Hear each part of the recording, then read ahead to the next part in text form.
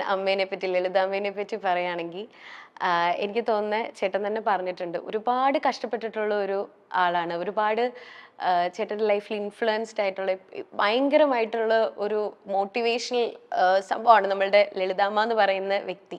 So Lalithamma chicken box വന്നപ്പോൾ പോലും അഭിനയിക്കാൻ പോയിട്ടുണ്ടെന്ന് ഞാൻ കേട്ടിട്ടുണ്ട്. അത്രയും ഹാർഡ് വർക്കിംഗ് ആയിട്ടുള്ള ഒരു ഓ ആക്സിഡന്റ് ആയിരുന്നപ്പോഴായിരുന്നു പോയത്. ഓക്കെ, അപ്പോഴും അഭിനയിക്കാൻ പോയിട്ടുണ്ട്. അപ്പൊ ഞാൻ കേട്ടിട്ടുണ്ട് ഫാമിലിക്ക് വേണ്ടിയിട്ടാണ് ലളിതാമ്മ അത്രയും കഷ്ടപ്പെട്ടതെന്നുള്ളത്. ശരിക്കും അങ്ങനെ തന്നെ ആയിരുന്നില്ലേ?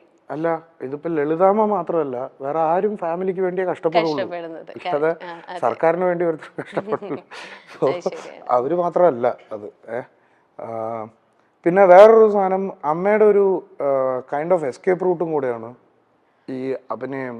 റിയാലിറ്റി എന്നുള്ള ഒരു എസ്കേപ്പ് ആണോ ഉദ്ദേശിച്ചത്? Because she was having A bad time sitting at the hospital and all that, so she had to go എന്നുള്ളത്. സോ അമ്മയ്ക്ക് അങ്ങനെ എൻഗേജ്ഡ് ആകുമ്പോഴൊക്കെയാണ് ഒരു ഇപ്പൊ കോവിഡ് അമ്മേനെ വല്ലാതെ ബാധിച്ചിരുന്നു. അതായത് കോവിഡ് അഫക്റ്റ് ആയിട്ട് ബാധിച്ചു എന്നല്ല, വീട്ടിലിരിക്കുക എന്ന് പറയണത് അവർക്ക് ഒരു ഡിപ്രഷനും സാധനമൊക്കെ ഗ്രാജുവലി. ഇറ്റ്സ് നോട്ട് ദാറ്റ് ലൈവ്ലിഹുഡിന്റെ പ്രശ്നമല്ല, അതൊക്കെ ഉണ്ട്, അതെല്ലാം ഓക്കെയാണ്. പക്ഷെ ഈ എൻഗേജ്ഡ് ആവുക എന്നുള്ളതിൻ്റെ ഇതിൽ അവർക്ക് അത്, അമ്മ ഹൈലി ഡയബറ്റിക് ആണ്, ഈ വേറെ ഹെൽത്ത് ഇഷ്യൂസ് ഒക്കെ ഉണ്ട്. ആ സമയത്ത് കോവിഡിന് വാക്സിനും ഇല്ല. ഇതെങ്ങാനും വന്നു കഴിഞ്ഞാൽ പണി പാടുന്നുള്ള ലൈനിൽ ഞാനൊക്കെ ഭയങ്കര ഹാർഷായിരുന്നു. ഹാഷ്മാനെ I was not letting go out, you know. And അവർക്കാണെങ്കിൽ അത് ഭയങ്കരമായിട്ട് ബാധിച്ചു. എന്നിട്ട് അത് കഴിഞ്ഞ് പോകുമ്പോഴാണ് ഇപ്പൊ ഭീഷ്മപർവം വാസ് ഹർ ഫിലിം. അപ്പൊ അതിൽ ഷീസ് വെരി വീക്ക്. അതിലായിരുന്നു ലാസ്റ്റ് മലയാളത്തിലെ ലാസ്റ്റ്. അതിൽ ഷീസ് വെരി വീക്ക്. അപ്പൊ ഞാനിങ്ങനെ എന്തിനാണ് ഇപ്പൊ ഇങ്ങനെ പോണ്ട കാര്യമൊന്നും ഇല്ലാന്ന് വന്നിട്ടില്ലല്ല എന്നൊക്കെ പറഞ്ഞ് അമലേട്ടനൊക്കെ ആയിട്ട് സംസാരിച്ചിട്ടൊക്കെയാണ് വിട്ടത്. കുറച്ച് ഇതുണ്ട് അമലേട്ട, ഒന്ന് നോക്കി വേണം ഡീൽ ചെയ്യാൻ, അല്ലാതെ പഴയ പവറില്ല ആൾക്ക് എന്നുള്ളതിൻ്റെ ഒരു സാധനം അത് നമുക്ക് നോക്കാന്നൊക്കെ പറഞ്ഞു. You wouldn't believe how happy she was. ശരിക്കും അവർക്ക് വയ്യ, അത് വേറെ വിഷയം, പക്ഷേ ഷി വാസ് വെരി ഹാപ്പി. അപ്പൊ അതൊക്കെ കാണുമ്പോൾ നമുക്കൊരു നമ്മളായിട്ട് എന്തിനാണ് അങ്ങനെ. പക്ഷെ എന്നാൽ മറ്റേ സൈഡിൽ ആസ് എ മകൻ നമുക്ക് വിടാനും പറ്റില്ല അവരെ. അങ്ങനെ ഒരു ചെറിയ സാധനം ഉണ്ടായിരുന്നു. But she was happy. അപ്പോൾ ഞാൻ പിന്നെ okay. And she also Nedumudi വേണുങ്ങളുടെ കൂടെയൊക്കെ വൺ ലാസ്റ്റ് ടൈം. അതെ, കറക്റ്റ്. അത് നമ്മളുടെ എല്ലാവരുടെയും മനസ്സിൽ എപ്പോഴും ഉണ്ടാവും ആ സിനിമയിൽ അവരുടെ ക്യാരക്ടേഴ്സ് അല്ലേ. അതുപോലെ തന്നെ ലളിതാമ്മ മരിക്കുന്നതിന് മുമ്പ് ചേട്ടന് തന്നിരിക്കുന്ന ഒരു ഉപദേശം ഞാൻ ചോദിക്കുകയാണെങ്കിൽ അത് എന്തായിരിക്കും? ലൈഫിൽ ഉടനീളം കൊണ്ടുപോകാൻ പറ്റിയൊരു ആണോ? ഏറ്റവും കൂടുതൽ സ്ട്രൈക്ക് ചെയ്തിട്ടുള്ള ഒരു കാര്യം, എനിക്ക് ഇങ്ങനെ ഒരു മാറ്റം വരണം എന്റെ ലൈഫിൽ എന്ന് തോന്നിയിട്ടുണ്ട്? അങ്ങനെ മാറ്റം വരണം, ഞാൻ അങ്ങനെ ഒരു നറേറ്റീവേ വേണ്ട. അങ്ങനെ ഒരു നറേറ്റീവ് ഇല്ല സത്യം പറഞ്ഞാൽ. ഞാൻ അങ്ങനെ ഒരു ഭയങ്കര തലതെറിച്ച് അമ്മ പറയാതെ കേൾക്കുന്ന അങ്ങനെ ഒരു പയ്യനൊന്നും അല്ലായിരുന്നു. Even though people tend to think like that, it's not like that. We were in perfect harmony. ഞങ്ങൾ നല്ല സിംഗിൾ തന്നെയായിരുന്നു. ഞാൻ പല സാധനങ്ങളും ചെയ്യാതിരിക്കാൻ എൻ്റെതായിട്ടുള്ള കാരണങ്ങളുണ്ട്. അത് ഞാൻ അവരുടെ അടുത്താണ് ഡിസ്കസ് ചെയ്യാറ്. ഞങ്ങൾ എവറി ഡേ സംസാരിക്കും. അതായത് ഇവിടെ ഇല്ലെങ്കിൽ, ഒരു സ്ഥലത്തില്ലെങ്കിൽ, ഒരു സ്ഥലത്താണെങ്കിൽ every day I have an updation with her. What, how, എന്താ, ഏതാ. ഞാൻ ചെയ്തിട്ടുള്ള എൻ്റെ എല്ലാ സിനിമകളുടെ കഥകൾ പറയാം.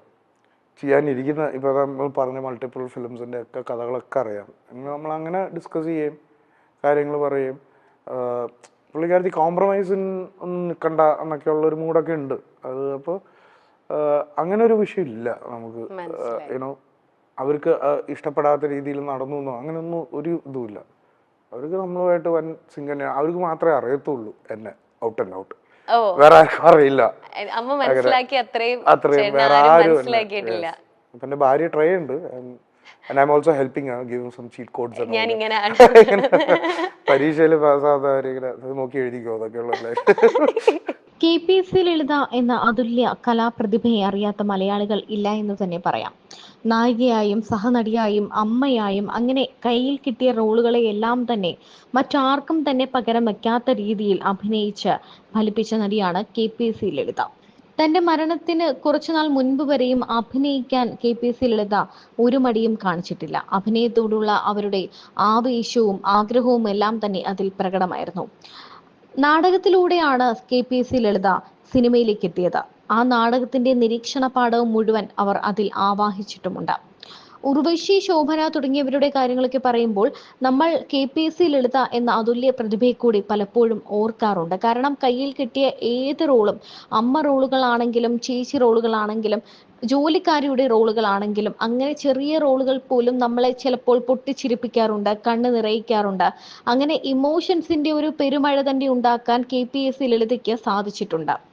KPSC ലളിതയുടെ മകനെയും നമുക്കറിയാം. നമ്മൾ സിനിമയിലൂടെ നമ്മുടെ മനസ്സിലേക്ക് ചേക്കേറിയ, പിന്നീട് നിരവധി ചിത്രങ്ങളിലൂടെയും സംവിധാനത്തിലൂടെയും തിരക്കഥയിലൂടെയും എല്ലാം മലയാള സിനിമാ രംഗത്ത് സജീവമായ സിദ്ധാർത്ഥ്. ഭരതൻ എന്ന അച്ഛന്റെയും KPSC ലളിത എന്ന അമ്മയുടെയും കഴിവുകളെല്ലാം കിട്ടിയൊരു മകൻ തന്നെയാണ് സിദ്ധാർത്ഥ. ഇവർ തമ്മിൽ അകൽച്ചയിലാണെന്നും അമ്മയും മകനും വലിയ പൊരുത്തത്തിലല്ല എന്നും സ്നേഹത്തിലല്ല എന്നും നിരവധി വാർത്തകളൊക്കെ എത്തിയിട്ടുണ്ട് പണ്ട്. എന്നാൽ അമ്മയെക്കുറിച്ച് വാതോരാതെ പറയുകയാണ് സിദ്ധാർത്ഥ് ഭരതൻ. അമ്മയെപ്പറ്റി ഏറ്റവും കൂടുതൽ അറിയാവുന്ന തനിക്കാണെന്നും തന്നെക്കുറിച്ച് ഏറ്റവും നന്നായി അറിയാവുന്നത് അമ്മയ്ക്കാണെന്നും സിദ്ധാർത്ഥ പറഞ്ഞു വെക്കുന്നു. പലരും പല വാർത്തകളിലും പല കാര്യങ്ങളിലും മാധ്യമങ്ങളിലൂടെയൊക്കെ വന്നിട്ടുണ്ട്, ഞാനും അമ്മയും വലിയ രസത്തിലല്ല, ഞങ്ങൾ തമ്മിൽ പ്രശ്നങ്ങളുണ്ടെന്ന്. എന്നാൽ ഞങ്ങൾ തമ്മിൽ എന്നും വഴക്കിടാറുണ്ട്, വലിയ വലിയ വഴക്കുകൾ ഉണ്ടാകാറുണ്ട്. എന്നാൽ എൻ്റെ അമ്മയെപ്പോലെ എന്നെ മനസ്സിലാക്കിയ മറ്റൊരാൾ ഈ ലോകത്തില്ല എന്ന് സിദ്ധാർത്ഥ പറഞ്ഞു വെക്കുന്നു. അമ്മയുടെ സിനിമ എപ്പോഴാണ് ആദ്യമായി കണ്ടതെന്നതിനെ കുറിച്ച് കൃത്യമായി പറയാൻ കഴിയില്ല എന്നാണ് സിദ്ധാർത്ഥ പറയുന്നത്.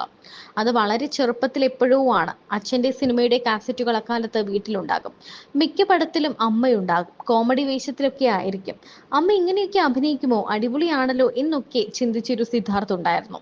അമ്മ ഗ്രേറ്റ് ആർട്ടിസ്റ്റ് തന്നെയാണ്. അവരുടെ മകനായി പിറക്കാൻ കഴിഞ്ഞത് ഭാഗ്യം. തൻ്റെ പടങ്ങളിലും അമ്മ അഭിനയിച്ചിട്ടുണ്ട്. അത് രണ്ട് രീതിയിലാണ്. ഒന്ന്, തൻ്റെ അമ്മയാണല്ലോ, ആ നിലയ്ക്ക് തൻ്റെ ചിത്രത്തിൽ പങ്കെടുപ്പിക്കണമെന്ന് എന്തായാലും വിചാരിക്കും. രണ്ടാമതായി, അവർ വലിയ നടിയാണ്. അങ്ങനെയുള്ള ഒരാളെയാണ് തൻ്റെ സിനിമയിൽ അഭിനയിക്കാൻ വിളിക്കുന്നത്. കഥ പറഞ്ഞു വരുമ്പോൾ എവിടെയെങ്കിലും അമ്മയ്ക്കുള്ള കഥാപാത്രം ഉണ്ടാകും. എൻ്റെ സിനിമയിൽ ഇത്രയും നല്ലൊരു അഭിനേത്രിയെ ഉൾപ്പെടുത്താൻ കഴിയുകയെന്ന് പറഞ്ഞാൽ അതിൽ പരം സന്തോഷമില്ലല്ലോ. ചന്ദ്രേട്ടൻ എവിടെയാ എന്ന ചിത്രത്തിൽ ഏഷ്യന് മൂത്ത ചേച്ചിയുടെ വേഷമാണ് അമ്മയ്ക്ക്. ഭക്തിയൊക്കെ ഉണ്ട്. ഇത്തരം തരികിട ആളുകളെ ചെറുപ്പത്തിൽ കണ്ടിട്ടുണ്ട്. അങ്ങനെ ഒരു കഥാപാത്രത്തെ അവതരിപ്പിക്കാൻ കഴിയുന്ന ഒരാൾ എൻ്റെ അറിവിൽ അമ്മയാണ്. അതുപോലെ തന്നെയാണ് വർണ്ണത്തിൽ ആശങ്കയിലും. അങ്ങനെ അമ്മയെക്കുറിച്ച് വാതോരാതെ പറയുകയാണ് സിദ്ധാർത്ഥ. അവർക്കൊക്കെ ഒരു ഇഷ്ടപ്പെട്ട വില്ലനാന്ന് തോന്നുന്നു. ഇഷ്ടപ്പെട്ട വില്ലൻ ചേട്ടൻ അല്ല, ഇങ്ങനെ പോർട്രേ ചെയ്യണമെങ്കിലേ, തെറ്റിദ്ധരിപ്പിക്കാനും മാത്രം പോർട്രേ ചെയ്യണമെങ്കിൽ ഓക്കെ ഇയാളെ വില്ലനാക്കി കളയാം. ലുക്ക് ഉണ്ട്, കറക്റ്റ് വില്ലൻ ലുക്ക് ഉണ്ട്, ആറ്റിറ്റ്യൂഡൊക്കെ കറക്റ്റ് വില്ലൻ ആറ്റിറ്റ്യൂഡ്. അത് നമ്മളത് മൈൻഡ് ചെയ്യാറുള്ള എന്തെങ്കിലുമൊക്കെ പറ. അവനും അരി വാങ്ങിക്കണ്ടേ, മക്കളെ സ്കൂളിൽ വിടണ്ടേ, അവരരി വാങ്ങിക്കാൻ വേണ്ടിയിട്ടായിരിക്കും നമ്മളെ. അതെ, അതന്നെ പറഞ്ഞ അവൻ അവന്റെ മക്കളെ പഠിപ്പിക്കട്ടെ, അല്ലെങ്കിൽ നല്ല രീതിയിൽ അവന്റെ കുടുംബം പൊളിത്തട്ടെ, നമ്മളെ കുറ്റം പറഞ്ഞിട്ട് ആയിക്കോട്ടെ.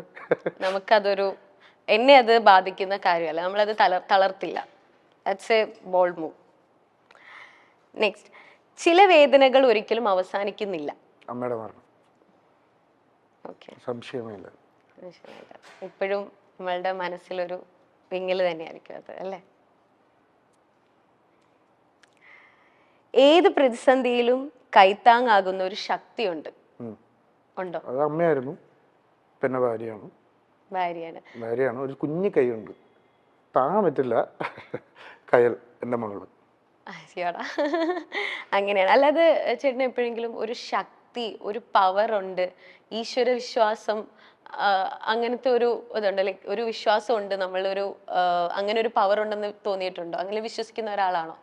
അല്ല. ഓക്കെ.